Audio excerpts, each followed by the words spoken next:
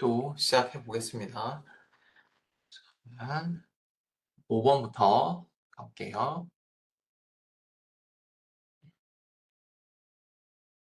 자, 기존의 사업을 하다가 폐업을 하고 다시 창업, 재사업을 하고자 합니다. 이 경우에도 세법상 창업행위로 볼 수 있는가? 어떨까요? 기존의 사업을 하신 이력이 있는 상태에서 다시 무언가를 시작하시려는데 다시 하려는 이 행위도 세법상 창업행위로 볼 수 있는가? 생각 한번 해보시고 잡을게요. 다른 업종을 개업하신 거라면 세법상 창업행위로 볼 여지가 생깁니다. 그럼 다른 업종인지 아닌지 그 기준점의 판단은 예를 통해서요. 여기 노란색 되어 있는 이 세 분류를 통해서 하게 돼요. 세 분류는 무슨 개념이냐면 통계청에서 만들어 놓은 그 표준 분류표가 있고요. 거기서 세 분류 기준으로 이게 숫자가 네 자리거든요. 네 자리를 기준으로 A 업종인지 B 업종인지 사업의 분류를 하고 있습니다. 우리는 지금 세금 관련된 이야기를 하고 있는데 왜 갑자기 통계청장이 등장하지? 라고 생각하실 수 있는데요. 통계청에서 구분해 놓은 그 업종의 분류를 기반으로 국세청에선 차용해서 쓰고 있어요. 이게 통계청에서 하는 다양한 일을 하시겠지만 그 중에 하나가 한국표준산업분류라는 걸 만들어요. 한국표준산업분류라는 게 있어갖고 이 한국표준산업분류에서 만들어 놓은 그 업종별 분류를 바탕으로 이게 A 업종인지 B 업종인지를 구분하고 있거든요. 그거를 가져다 쓴다. 그리고 거기서 이 통계청에서는 그 A인지 B인지에 대한 구분을 세 분류라는 단어를 통해서 구분하고 있다라고 보시면 되겠어요. 그래서 이 세 분류가 다르다면 다른 업종을 개업한 거다라고 말할 수 있다. 자, 볼게요. 같은 업종인지 A인지 B인지의 여부는 통계청이 만들어 놓은 그 세 분류를 바탕으로 구분하면 된다는 것이다. 그래서 만약에 세 분류상 다른 업종이라면 창업 중소기업이다 라고도 말을 할 수 있는 거예요. 그럴 수 있다. 자, 볼게요. 또 사례. 그럼 이게 아까 5번에 이어서 연장되는 사례인 건데 과거에 한식을 하셨어요. 한식 음식점. 이걸 운영하시다가 폐업을 하셨어요. 그리고 최근에 중식을 하셨대요. 중식 음식점을 창업하셨는데 이때 창업 가면 되겠냐 이거죠. 중식으로 창업을 하셨는데 어떨까요? 이래나 저래나 음식점인 건 맞죠? 음식점인 건 맞죠? 예, 한번 같이 볼게요. 결론은 가능합니다. 가능합니다. 가능한 이유는 물론 단서는 달려요. 여기 일반 창업. 이 창업은 크게 두 가지 분류거든요. 청년 창업이냐, 일반 창업이냐. 청년 창업, 이렇게 묶을게요. 청년 창업 및 생계형 창업이냐, 아니면 이거에서 벗어난 일반 창업이냐. 이렇게 보는 건데, 이런 일반 창업 같은 경우는 가밀업체 권역 밖으로 나가서 창업했을 때만 창업 감면이 되는 거고요. 근데 청년 혹은 생계형 창업인 경우에는 이런 사례의 경우에 가능할 수 있다요. 가능할 수 있다로 바꿀게요. 가능합니다는 가능할 수 있다.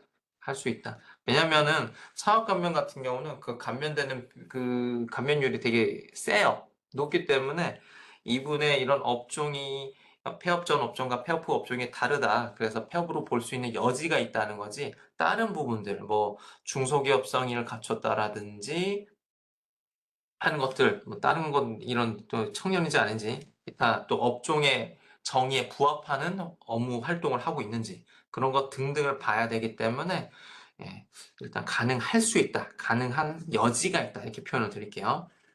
자, 볼게요. 이 표준산업 분류표에 따르면 한식 같은 경우는요. 음식 작업 중에 한식 같은 경우는 세분류상 5611이래요.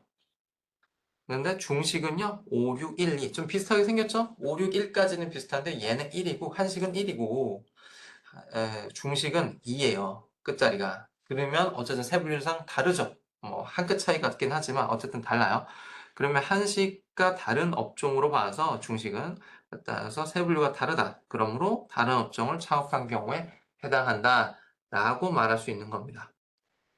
따라서 다른 요건들이 구비된다면 감면을 받을 수도 있겠다라는 거예요. 네, 참으로 보냐 안 보냐 여기서 이것도 폐업 후에 같은 종류의 사업을 하는 경우는 창업을 고시한다. 이거 반대 해석을 해보면은 폐업 후에 다른 업종의 사업을 한다면 창업으로 본다는 의미겠죠. 자, 볼게요. 그리고 26년 이후 창업한 경우에 창업 중소기업체 감면율이 감소를 한다는데 맞는지요? 라고.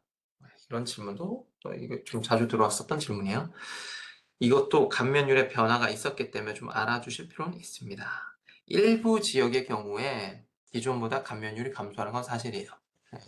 정확하게는 2025년 12월 31일 이전, 얼마 전이죠? 그때 이전에 창업을 하신 경우와 26년 1월 1일 이후 창업하신 경우, 이 두 가지 형태로 구분되는 건데, 이렇게 26년 1월 1일 이후에 창업을 하시면 일부 지역에 대해서 감면율이 감소한다. 자, 볼게요. 감면율. 여기 18년 5월 29일이라는 이 날짜가 있는데, 이건 뭐냐면, 원래 지금 창업 감면이 원래 이렇게 활성화가 되어 있지는 않았어요. 가령 가밀억제 권역 안에서도 감면이 된다라는 그런 거는 상당히 좀 강하게 창업을 유도하기 위한 그런 증진책이었는데, 그게 18년 5월 29일에 도입이 됐습니다. 정확히는. 예, 그래서 여기 18년 5월 29일 이후 그 단어가 그렇게 적혀 있는 거고, 자, 보시면 일단 기존은 어땠는지를 볼게요. 25년 12월 31일 이전에 창업한 경우에는 수도권 가밀억제 권역 내냐 외로 크게 구분을 해갖고, 가밀억제 권역 아니었다 안에서 창업을 한 거라면은 청년이나 생계형 창업인 경우에는 50% 감면되고요. 청년 생계형 아닌 그 외적인 그런 일반인 분들은, 일반 창업은 뭐 따로 감면율이 적용이 없었어요.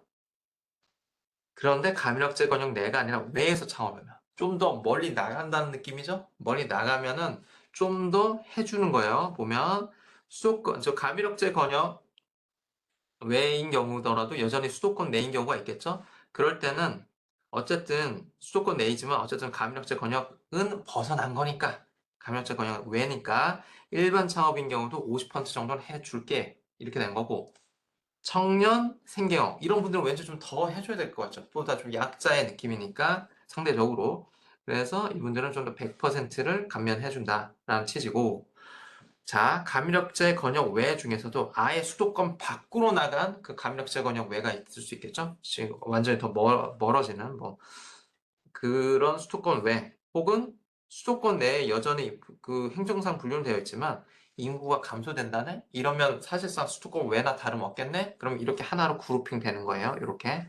이런 경우라면은 일반 창업은 여전히 여기서 그냥 50% 정도고, 그리고 청년 창업, 생계형 중소기업 이렇게는 좀 더 약자니까 요때 100%, 네, 이런 식으로 구분이 됐었습니다. 창업보육센터 요거는 그냥 패스하고요. 근데 26년 1월 1일 이후부터는 좀 이거를 구분했어요. 보면 맨 위 칸은 맨 위 칸 여기는 그냥 동일한데, 밑에 가밀억제권역 외 같은 경우는 지금 보면은 기존에는 여기도 50백, 여기 밑에도 50백 이랬단 말이에요. 근데 여기 밑에 구간은 50백인 거 우리 인정해주겠다 이거예요. 인정해주겠다. 구세 정책에서. 근데 여기는 어쨌든 수도권 내 아니냐. 수도권 안에 있으니 균형 발전에 밑에 구간보다는 좀 덜 기여하는 거 아니야? 라고 본 것 같아요. 국회의원들이 입법을 할 때. 그래서 기존에 50이었던 걸 25로, 기존에 100이었던 걸 75로 해서 이렇게 줄일 거야 라고 바뀌었어요. 이게 언제부터? 26년 1월 1일 이후 창업한 분부터 이런 차이가 있기 때문에, 그래서 언제 사업자 등록증에 그 개업 연월일 등이 적혀 있죠. 그럼 그걸 바탕으로 우리가 판단을 해야 될 건데, 언제냐에 따라서 이런 감면율이 좀 달라질 수 있다. 이거는 좀 잘 아실 필요가 있습니다.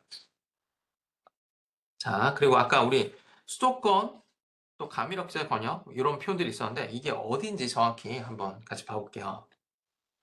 자, 수도권 중에서 가밀억제 권역, 그리고 성장관리 권역, 자연보전 권역 총 3가지 권역으로 나눠져 있고요.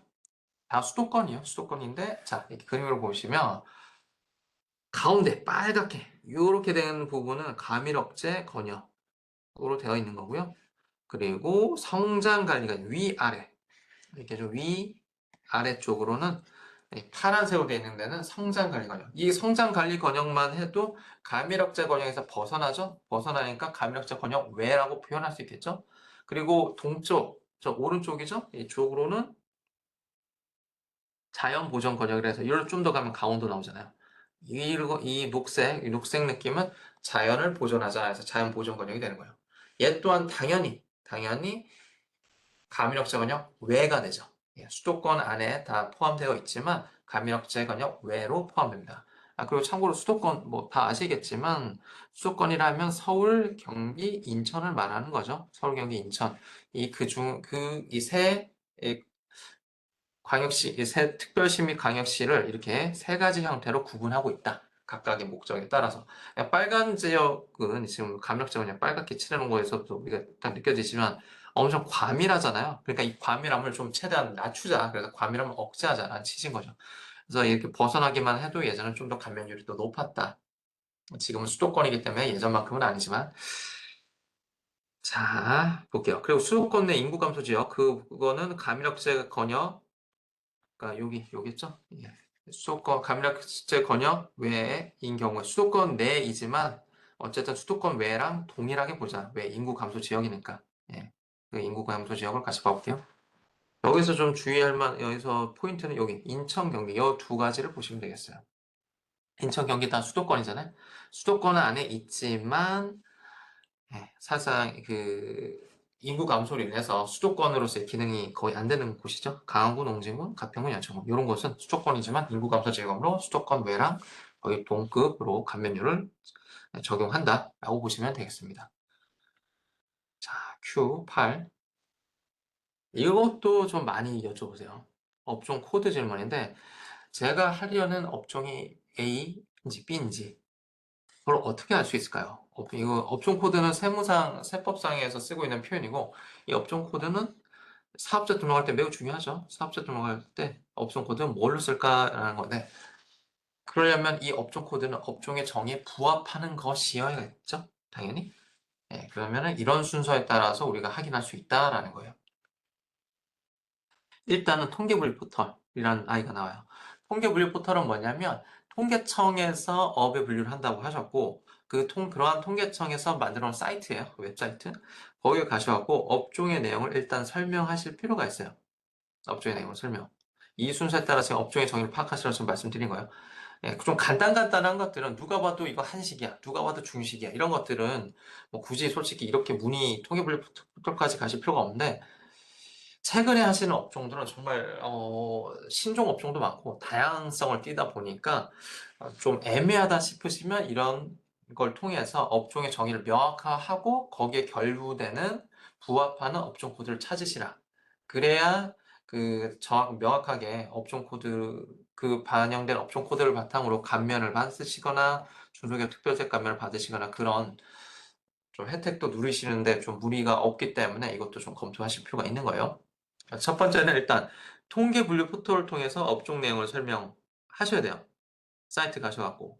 그리고 두 번째는 그러면 우리가 내용을 설명해서 응답을 받겠죠? 표준 산업 분류 코드라는 걸 얻으실 수 있어요. 통계청 직원분이 답변해 주시면 예를 들면 58줄 하나하나다 뭐 이런 식으로 적어 주신다 이거예요.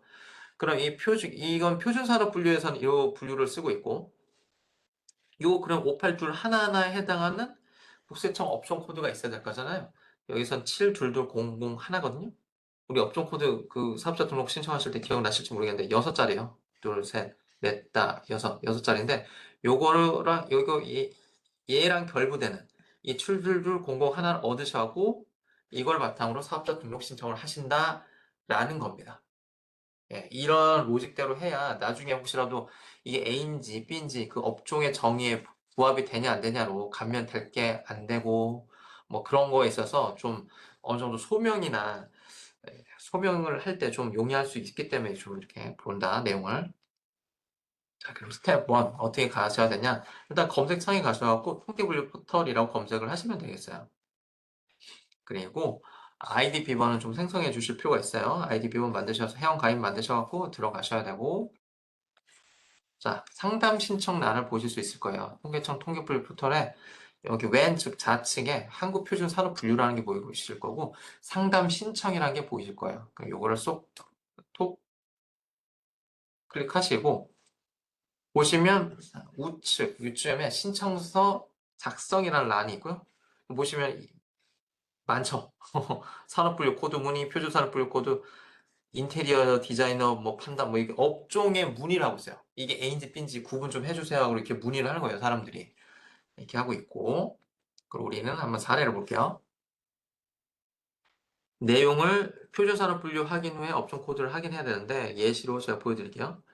저 같은 경우 이거 제가 제 거래처분의 케이스를 지금 담은 거를 지금 제가 갖고 와 본 건데 이분은 온라인 게임 소프트웨어를 개발하신 분이었어요.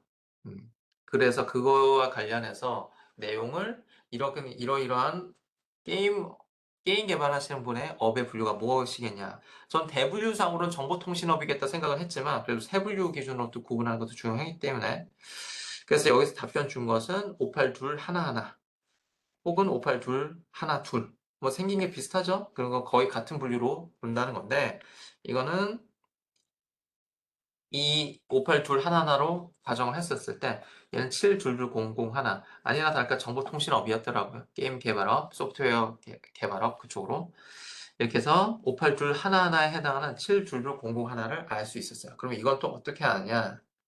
이런 식의 연계표라는 게 있어요. 연계표. 뭐랑 뭐를 연계했다?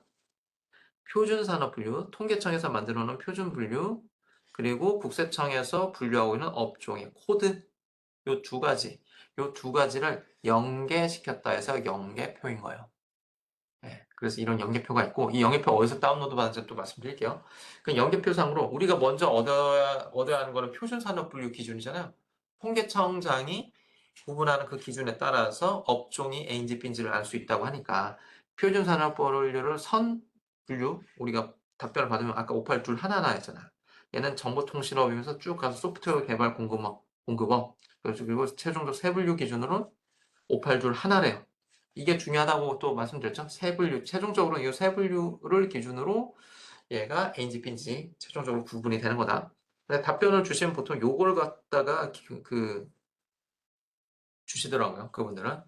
아무튼 여기에 따라서 쭉 행으로 딱딱딱 이거 엑셀인데 엑셀 딱 칸을 오른쪽 가다 보면 582 하나가 보입니다. 예, 이런 식으로. 그리고 이거에 대한 업종 코드가 무엇인가 해서 보니까 네, 왼쪽에 72200 하나래요. 이렇게 답이 나왔어요.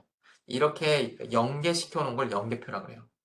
그래서 오른쪽에 있는 거, 이렇게 오른쪽에 있는 거는 통계청에서 구분하고 있는 내용이겠죠? 그리고 왼쪽, 업종 코드라는 말 나온 거 봐서는 국세청이겠죠? 좀 국세청. 이렇게 이 두 가지 기관의 내용을 연계했다고 해서 연계표라고 부릅니다. 그래서 이걸 바탕으로 업종 코드를 정하실 필요가 있다. 자, 자, 연계표 어디서 다운로드 하는지 어렵지 않으시고요. 홈택스에 가셔갖고요. 상단에서 업종 코드 이렇게 검색하셔도 돼요. 그러면 기준 경비율 관리 뭐 이런 쪽으로 연동이 될 건데 여기 보면 기준 경비율, 기준 단순 경비율, 업종 코드 조회 뭐 이렇게 돼요. 그래서 여기 업종 코드, 표준산업분류, 연계표, 엑셀 요 란이 있는데 요게 이 아이를 클릭하면 팝업이 뜨고 다운로드 받을 수 있으실 거예요. 예.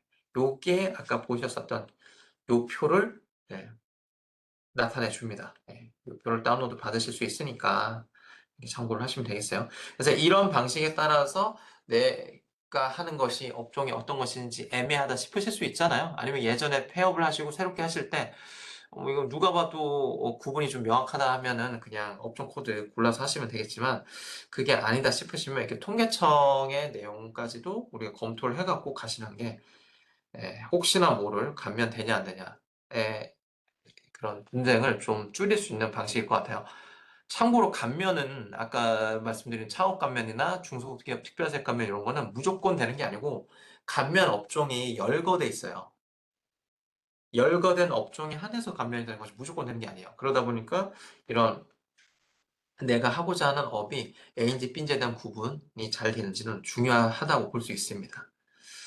자, 또 볼게요. 그리고 아까 지금까지 보여드린 이 일련의 스토리는 그 상담원의 개인 견해이기 때문에 법적 효력까지는 없어요. 그래서 만약에 법적 효력 있는 것까지 원하신다면 뭐 이런 국민신문고 가지고 뭐 이런 통계청 기준가로 문의하셔 갖고 하셔야 될 것 같습니다. 예. 근데 뭐 이것까지 필요할까 싶긴 한데 좀 더 답변, 효력이 좀 결부된 답변을 우리가 하고자 하신다면 이쪽으로 가는 것도 좋은 좀 단단하게 이 나의 사업체를 유지하는 방법 같아요.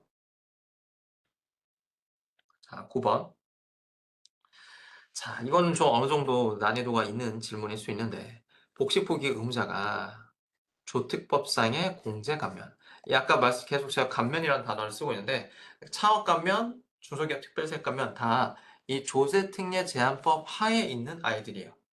따라서 이런 감면을 받았다 하면 조세특례 제한법을 적용받는다 라는 의미고요. 조세특례 제한법은 좀 말이 단어가 긴데 특례법이에요. 특례법 말 그대로 조세를 거두드림에 있어서 좀 제한적으로 걷어들이겠다. 그러니까 세금은 원래 거두려는 게 목적이잖아요. 그죠? 근데 웬일로 국가에서 죄송합니다. 웬일로 제한해서 걷겠다는 거예요. 왜? 특정 산업을 육성시키거나 아니면 특정 정책의 가속도를 내기 위해서 세금을 통해서 유인을 하는 거죠. 예를 들어 뭐 최근에 뭐 활성화되고 있는 고용 통합고용세액공제, 고용을 늘리면 세액공제를 해주겠습니다. 아니면 창업을 기하면 밖에서 수도권 가밀업체 권역 넘어서 아예 수도권 밖까지 가면 100% 감면될 수 있어요. 이런 식으로 하는 이유는 정책 목적을 달성하기 위함이죠. 그런 것들을 위해서 조세특례 제한법을 통해서 그걸 구현하고 있어요. 사람이 세금이 높냐 낮냐에 따라서도 내가 어떤 행위를 하는 데에 영향을 주잖아요.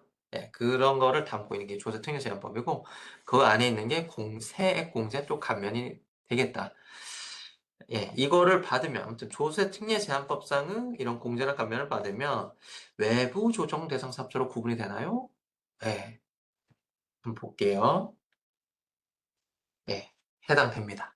해당되고 여기서 다만 조특법상의 제7조 얘는 중소기업 특별세가면 계속 말씀드린 요거만 적용받는 수준 아니면 제86조의 3 소기업 소상공인 공제보험 요거는 노란우산 공제라고 하죠. 예, 그거 300만 원, 400만 원 내시고 공제 받는 거 이거 공제 받는 거 아니면은 104조의 8 전자신고 우리 뭐 종이로 신고 안 하고 전자로 신고하면 10,000원, 20,000원씩 깎아주는 거 있단 말이에요. 이런 경우까지는 그냥 이걸 갖다 이런 공제를 받았다고 해서 이런 것들도 다 조세특례 제한법에 들어가는 공제나 감면이거든요. 하지만 이거는 좀 기본적인 감면이니 이런 걸 받았다고 해서 외부 조정 대상 사업자로 구분하지는 않을게. 하지만 이거를 제외한 다른 조특법상의 공제 감면, 소득 공제를 받으면 외부 조정 대상자로 구분할게. 외부 조정 대상자는 뭔지는 이따 표를 통해 볼게요. 좀 더 엄격하게 구분해서 세금 신고를 하라라는 느낌인데 자 복식부기 의무자로 관련 법령 일단 보시면 복식부기 의무자로서 조특법에 따른 공제 감면을 적용받는 경우에는 외부 조정 대상자가 된다. 자 볼게요. 외부가 있으면 외부의 반대말로 자기 조정이라는 개념이 있고요. 같이 볼게요. 자기 조정부터 봐볼게요. 자기조정은 납세자가 자기가 직접 자신이 스스로 신고하는 거를 얘기해요. 여기서 자기라 하면 납세자가 되는 거죠. 납세자가 직접 그냥 신고해도 되는 사람. 그걸 말하는 거고 외부 조정이라 하면 반드시 머스트 세무사 또는 세무사인 공인회계사 이런 사람이 작성해서 세무조정 계산서라는 게 있는데 이런 것들을 첨부해서 신고를 하라. 한마디로 세무사나 회계사한테 의뢰할 수밖에 없으신 분. 해야지만 된다. 왜? 세무사는 납세자가 아니죠. 외부인에 해당하죠. 납세자의 기준점을 봤을 때 외부에 이 신고 내용을 맡겨서 신고하라는 거예요. 왜? 좀 더 명확하고 정확하고 좀 더 성실 신고를 할 수 있게끔 유도를 하라는 거죠. 예, 그것 때문에 외부 조정자로 이렇게 분류를 하고 있어요. 그럼 외부 조정 대상자는 어떻게 되냐? 복식부기 의무자는 이 업종별로 다 구분이 되거든요. 뭐 도소매업 같은 경우는 복식부기 의무자가 3업, 두 번째 제조업이나 음식점 뭐 이런 경우는 1억 5천만 원. 그리고 뭐 부동산 임대업이나 뭐 이런 전문 서비스업 이런 거 하시는 분들은 7,500만 원입니다. 이거냐 아니냐에 따라서 복식부기 의무자냐 간편장부 대상자냐로 구분하고 있고요. 그리고 외부 조정 대상자는 얘보다 좀 더 금액 단가가 올라가요. 곱하기 2를 해주면 되는데 정동원에 곱하기 2를 해주면 되는데 이렇게 되면 6억, 3억, 1억 5천만 원이 되죠.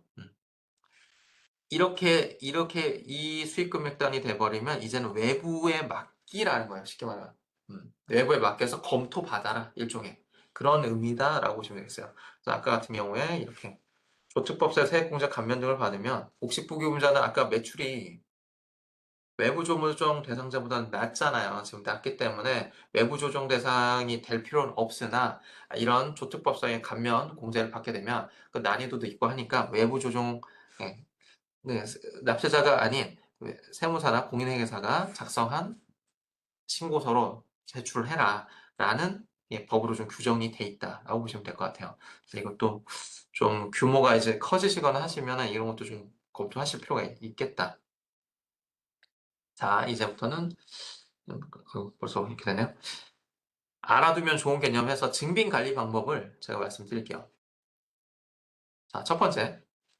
카드나 현금 영수증이나 또 세금 계산서나 계산서나 다 증빙이에요. 이걸 4대 적격 증빙이라고 부르거든요. 그리고 이 4대 적격 증빙은 뭐 어떤 걸 받으시든지 증빙으로서의 역할을 할 수 있기 때문에 뭐 뭘로 받으셔도 상관은 없으세요.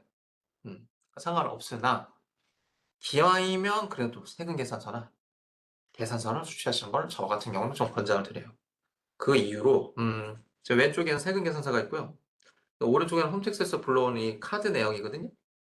그래서 왼쪽에는 있는데 오른쪽에는 없는 거 한번 찾아보실래요? 화면을 보시고 제가 한 20초, 30초 드려볼게요. 왼쪽에는 있으나 오른쪽에는 없다. 네, 어떠신지 한번 느낌을 잡아보시면 같이 봐볼게요. 예정에 품목이 없어요. 오른쪽에는 없어요. 뭐 가맹점 명 정도는 있죠. 뭐 티머니다, 유진시푸드다 뭐 이 정도는 있죠. 이제 유추 정도는 할 수 있는 거죠. 뭐 이분은 참고로 그 음식점업 하시는 분이셨는데 뭐 이런 시푸드, 신주황, 수산 뭐 이런 데서 생선이라든지 뭐 야채, 채소라든지 이런 걸 사시는 건 있겠다. 그러면 음식점 하시니까 이런 걸 좀 대량으로 구매하실 필요는 있겠다. 뭐 그 정도 유추는 가능하겠지만 품목은 없죠. 그죠? 품목은 없죠. 그러다 보니 이렇게 오른쪽에 있는 카드 내역 갖고는 아무래도 좀 다툼이 있을 수가 있어요. 세무서와. 예. 이게 아무리 우리가 사업용 카드로 등록한다 해도 아까 위에서도 보셨지만 AI가 막 자기가 분석해 갖고 왠지 가사용일 것 같아라고 발라내잖아요. 그러면은 저쪽에서도 아무래도 특히 개인 사업자인 경우에는 이걸 정말로 사업용에만 썼을까라고 의심을 하는 경향이 생길 수밖에 없거든요. 아무래도 사람이 하는 일이다 보니 그 좀 의문을 갖고 볼 수가 있는 건데 그때 이게 사업용이냐 아니냐에서 가장 좀 좋은 거는 품목까지 기재되어 있으면 더 명확하겠죠. 네. 이분이 하시는 업종이 음식점업이신데 그러면 거기서는 항균 트리오 살 수 있죠. 설거지 하셔야 되니까. 그러면 사업 업종에도 결부되는 뭔가 부합되는 세금계산서 그러니까 사업용 물품을 사셨음을 전자세금계산서를 통해서 우리가 입증이 가능한 거예요. 그러면 그렇게 길게 얘기할 것도 없어요. 그래서 보통은 세무서와도 이렇게 세금계산서 혹은 계산서를 받으시면 뭐 말이 길어지지가 않습니다. 이걸 갖고 시비를 걸진 않아요. 이게 뭐 인테리어 같은 거 설비를 비싼 걸 주고 샀을 때 그럴 때는 좀 문제가 될 수 있지만 왜냐면 실제로 이거 샀나? 뭐 이런 것 때문에 실제로 구매하셨나? 이런 것 때문에 계좌이체 내역을 따로 요구한다거나 그럴 수가 있긴 한데 간혹 그러지 않고 이런 좀 일상적인 이런 물품들에 해당에 대해서는 뭐 세금계산서 계산 혹은 계산서 받아 놓으시면 면세제화 또는 용역인 경우는 계산서죠. 이런 걸 받아 놓으시면 이게 품목이 기재되기 때문에 어, 용이해요. 사업용 물품의 구입이라는 거를. 예, 그래서 이렇게 세금계산서나 계산서를 수취하시는 거를 좀 추천드리고요. 지금 보는 건 계산서입니다. 그래서 마찬가지로 오른쪽에는 없으나 왼쪽에는 있는 거. 뭐 이런 거죠. 흰다리 새우 뭐 이런 거. 이런 거는 카드 내역에는 안 들어와요. 이 보면은 여기도 가맹점명만 있고 이 품목이 없는 건 뭐 제가 생각하는 건데, 품목까지도 불러올 수 있게끔 했으면 서버가 터졌을 거예요. 제 생각은 그래요. 제 생각은. 카드 우리가 긁으면 우리 마트 가서 장 하나를 봐도 품목이 막 이렇게 나오잖아요. 그게 여기에 싹 다 불러오게끔 홈택스를 불러오게끔 했으면은 모르겠어요. 뭐 서버를 정말 많이 좀 증설해야 되는 이 상황이지 않을까. 그래서 여기서는 그냥 가맹점만 보이게끔 하고 있다. 물론 카드 내역 혹은 현금용 수중 내역도 그 매입을 하신 것들이 사업에 쓰셨다는 게 입증이 잘 된다면 당연히 가능은 하고요. 근데 혹시나 모를 CCBB가 붙을 수 있으니까. 그래서 저는 개인적인 의견은 좀 금액, 단가가 높거나 아니면 상시적으로 어떤 구매하시는 것들은 세금 계산서나 계산서로 수취하시는 걸 좀 권장드려요. 불필요한 어떤 CCBB를 없애기 위해서. 그리고 증빙 관리. 두 번째, 사입하신다라고 하시는데 보통 계좌 이체 내역하고 간이형 수증 어쩔 수 없이 그냥 이렇게 받으시는 분들 계시거든요. 예. 아까처럼 4대 적격 증빙을 항상 받을 수 있는 건 아니까 현실적으로. 그럴 때는 차라리 계좌 이체 내역이라도 플러스 알파 간이 영수증까지 있으면은 더 좋겠지만, 간이 영수증은 이건 사실 그냥 쓸 수도 있는 거잖아요. 실제로 입금이 되고 물건이 왔다라는 증명에 가장 좋은 거는 제3자, 은행도 제3자니까 제3자인 은행이 어쩌면 관찰을 하고 있는 이거 계좌 내역이라고 보여져요. 그래서 이런 간이 영수증까지 갖추면 좋겠지만 뭐 가장 좋은 건 계좌 이체 내역입니다. 실제로 돈이 나갔다라는 걸 입증할 수 있으니까. 그리고 여기에 뭐 메모할 수 있잖아요. 은행 거래할 때, 그 메모 나갈 때 뭐 사입하신 물품의 그 이름을 뭐다라고 적어 놓으시면, 그리고 사업과 관련된 물품이다라고 입증할 만하다 싶으면 이것도 하나의 경비로 인정할 수 있는 그 방법이 될 수는 있을 것이다. 물론 이걸 하시면요, 건당 3만 원 초과하는 거는 2% 부적격 증빙 가산세가 있긴 해요. 예, 그럴 수 있기 때문에 어지간하면 4대 적격 증빙으로 받으시겠지만, 예, 현실에서 어쩔 수 없다라면은 이렇게라도 받아 놓으셔야겠죠. 그리고 해외에서 카드 내어 카드로 구매를 하실 수도 있어요. 그죠? 이럴 때는 홈택스에서 이런 내역을 불러올까요? 아니, 안 불러올까요? 우리가 사업용 카드 등록을 해놓고 그걸 해외에서 쓴다 쳐요. 뭐 해외 사이트도 상관없어요. 쓴다 쳤을 때 홈택스로 불러온다? 안 불러와져요. 그러니까 국내에서 사용한 것만 그 홈택스로 불러와지기 때문에 해외에서 쓴 거는 별도로 카드사 통해서 엑셀 출력이 필요하다. 이거는 그 해외에서 좀 많이 사업을 하시는 분이셨는데, 아까 사례를 들었던 그 프랑스 분 그 사례로 기억나는데, 그분 같은 경우는 제가 아예 이렇게 달라고 말씀드렸거든요. 이렇게 엑셀을 다운로드 받으신 다음에 그 카드사에서 그리고 비고란 하나 만드셔갖고 이게 무슨 내용인지를 좀 기재를 해주셔서 저한테 달라. 이거 뭐, 불어요, 이거 다. 영어도 아니고 불어여서 뭐, 읽을 수도 없고, 그래서 상단, 이게 뭔 의미인지, 헤드 달고, 여기에, 비고란 해서 주시면 제가 자료 정리해갖고, 경비로 반영하겠다, 뭐, 그런 식으로 일을 처리를 했었는데, 왜냐면 이런 거는 카드 등록을 한다 해도 불러올 수가 없어요. 불러올 수가 없기 때문에, 이렇게 좀 따로 구비를 하실 필요가 있다. 그리고 홈택스에서 미등록했다. 이럴 때는 어떻게 될까요? 미등록했으면 불러올 수가 없죠. 홈택스상으로. 불러올 수 없기 때문에 이것 또한 마찬가지로 엑셀을 확보해야 해요. 엑셀을 확보해서 카드사에서 다운로드 받아갖고 이렇게 이것도 뭐 비고런까지 해놓으시면 좋을 것 같고 그런 식으로 해서 증빙을 통해서 경비처리를 해야 될 것이다. 네, 가장 중요한 게 일단 카드 번호랑 공급가액 부가가치세, 공급가액의 10%가 부가가치세죠? 그리고 사업자 번호, 그리고 가맹점명 이런 자료가 나와 있는 이런 부가가치세 신고용 엑셀을 다운로드 받으셔야 돼요. 그래야 이런 것들이 부가가치세 신고할 때부터 반영이 됩니다. 예, 부가가치세 신고할 때부터 반영이 되기 때문에 그 다음에 나중에 이 부가세는 부가치세 신고 때, 이 공급가액 나는 소득세 신고할 때 필요 경비가 되는 거죠. 네, 그럼 부가치세 신고 때부터 반영을 하도록 하자. 그리고 이 내용은 그 밖에 신용카드 명세에 입력을 할 수밖에 없어요. 왜냐면 사업용 카드로 등록이 안 되어 있는 상태니까. 그래서 부가치세 신고서 중 신용카드 매출점표 수령 명세서 중에서 그 밖에 카드 명세로 입력을 하자. 이거는 화면 이렇게 띄워보면은 이쯤에 있고, 신용카드 매출 전 배정 수령 명세서에서 요쯤에 있고, 금액의 신용카드 여기 입력 이렇게 누르시면 뭐 이런 팝업이 뜰 거예요. 그럼 여기에다가 아까 뭐 카드 번호, 또 뭐 공급가액세, 그리고 공급하는 그 가맹점 사업자 번호 이런 것들을 기재 하나하나 해줘야 돼요. 그리고 입력 내역을 추가하기 해서 버튼 눌러야 됩니다. 솔직히 번거로워요. 그러니까 카드 눌러 어지간하면 하시길 바랍니다.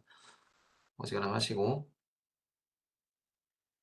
자, 사업용 카드 등록을 또 권장하는 또 다른 이유는 저는 번거로움도 있겠지만 카드 미등록을 하면 그 밖에 신용카드라도 넣어서 작성하면 되긴 해요. 근데 추후 해명 자료 증빙 제출해야 되는 번거로움 예방하기 위해서 앞으로는 사업용 카드 사용 금액 한도 내에서만 예, 이런 공제 작성할 수 있게끔 변경할 예정입니다. 이게 어디서 나왔냐면 요때 나오는 요 신고 관련 안내예요.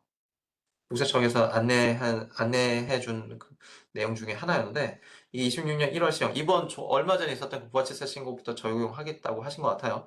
뭐, 실무적으로는 뭐, 당연히 사업용 아니라 그 밖에, 아까 우리가 보셨던 그 밖에 카드, 존재할 수밖에 없거든요. 사실, 일을 하다 보면. 뭐, 이걸 막지는 않았더라고요. 근데 점점 추세가 제가 봤을 때 이런 문구 나온 거 봐서는, 사업용 카드가 사업용 카드로 등록이 안 되어 있으면 이걸 갖고 좀 CCBB가 걸릴 수 있는 부분들도 좀 점점 생길 것 같다. 그래서 어지간하면 사업용 카드 등록을 해놓자. 사업용으로 쓰시는 것들. 그리고 거래처 관련해서 경조사가 발생했다. 이런 것들은 소득세 때 또 법무 처리가 될 수 있으니까 잘 좀 모아놓으시길 바라고요. 그래서 사업용 카드 등록은요, 매월 단위로 등록하셔야 돼요. 이걸 뭐 가령 카드 재발급 받잖아요. 그죠? 그러면은 어쨌든 한 번 등록을 해놨기 때문에 카드 재발급을 받더라도 알아서 여기서 그냥 등록이 또 되는 거 아닌가라고 생각하시는 분이 계세요. 절대 아닙니다. 왜 안 되죠? 카드 번호가 다르잖아요.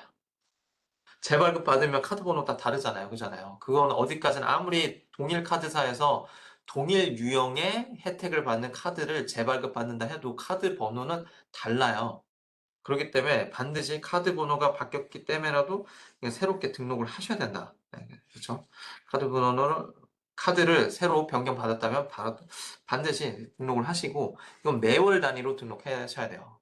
그래서 5월에 발급 받으셨다는 거 있으면 5월 중에 등록하셔야 다음 달 한 15일 중에 본인 확인일지 여부 확인해서 이제 쓸 수 있다. 사업용 카드로서 쓸 수 있다. 이렇게 또 기재돼 있죠.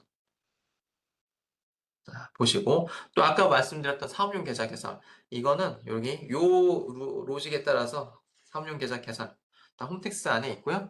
여기에서 요 로직에 따라 들어오시고 상단에서 사업용 계좌 이렇게 검색하셔도 나와요. 거기에서 의뢰인 주민번호 이건 뭐 제 기준에서 이거 적어 놓은 건데 예, 이거 그 납세자 여기 납세자가 되어 있겠죠. 그 여러분들 그 기준으로는 그래서 개인인지 사업자인지 이게 뭐냐면 기본 인적사항에서 사업자 등록이 있으시면요. 사업자 등록번호를 기입하시면 될 거고 사업자 등록번호 없이 그냥 인적 용역 제공하시는 분들도 계실 텐데 그분들은 사업자 번호가 없죠. 그럴 때는 주민등록번호를 기입하시면 됩니다.